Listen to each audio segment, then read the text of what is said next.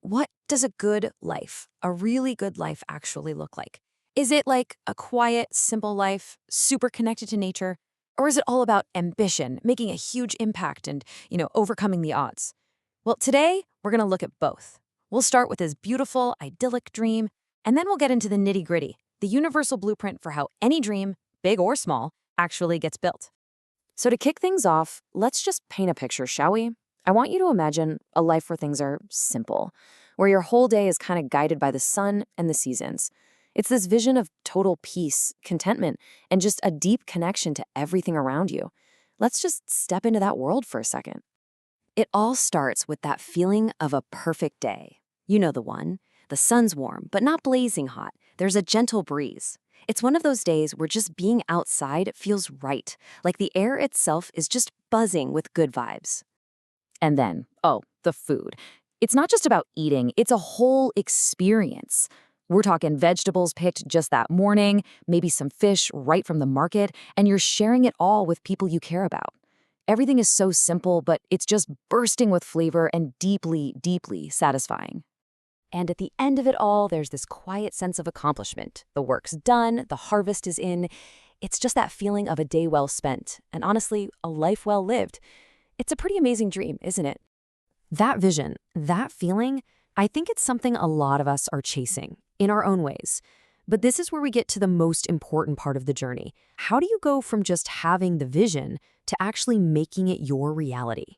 Because here's the thing, whether your dream is that quiet life on a farm or, to completely change the world, it doesn't just happen. It has to be built, piece by piece, day after day. So how on earth do we do it?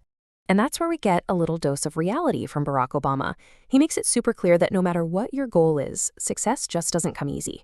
It takes work. It requires a plan, a blueprint. So what is this blueprint for building a life? Well, according to this message from Obama, it really rests on two huge foundational pillars. And these aren't some big secrets, right? They're timeless ideas that work for any goal you set, from the most humble to the most wildly ambitious. So the blueprint basically boils down to these two core concepts. First, it's about ownership, taking personal responsibility for your own future.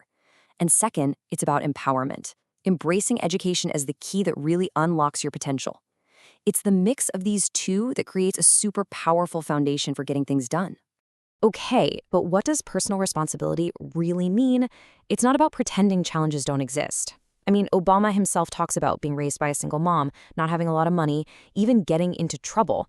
It's about believing that those things, your circumstances, they don't get the final say in your story. And this quote just nails it, doesn't it? This is the core of that first pillar. It's all about agency. It's understanding that you are holding the pen. Your past doesn't get to define you. It's your actions, moving forward from right now, that do. All right, so pillar number 2, education. This one builds right on top of the first. And we're not just talking about getting good grades or a fancy diploma here.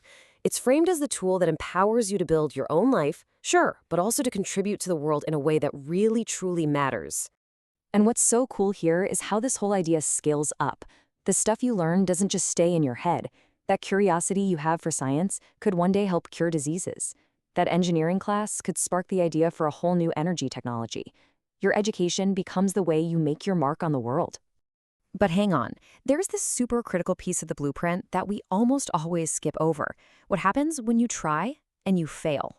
Because let's be honest, you will fail. And how you deal with that? Well, that changes everything. This is such a powerful way to rethink things. We usually see success and failure as total opposites, right? But this idea argues that failure isn't the opposite of success at all. It's actually a part of it. It's a requirement to get there. I mean, just look at these examples. J.K. Rowling was rejected a dozen times before someone finally took a chance on Harry Potter. And Michael Jordan, arguably the greatest basketball player of all time, was once told he wasn't even good enough for his high school team. Think about that. Their stories weren't defined by getting knocked down, but by how they got back up. And there it is, straight from the man himself. He doesn't see his success as happening in spite of his failures. He sees it happening because of them. Every single missed shot, every lost game, that was all just data. It was a lesson. So what we're really talking about is this idea of productive failure. It's the difference between, say, getting a bad grade and thinking, I'm dumb, versus thinking, okay, I need to spend more time studying for the next test. See the difference? One is an identity. The other is a strategy. Failure stops being a judge and starts being a teacher. So, okay, let's put this all together. We've got the dream of a good life. We've got the blueprint. Take responsibility, get educated, and use failure as your teacher. It all comes together in one last really empowering idea.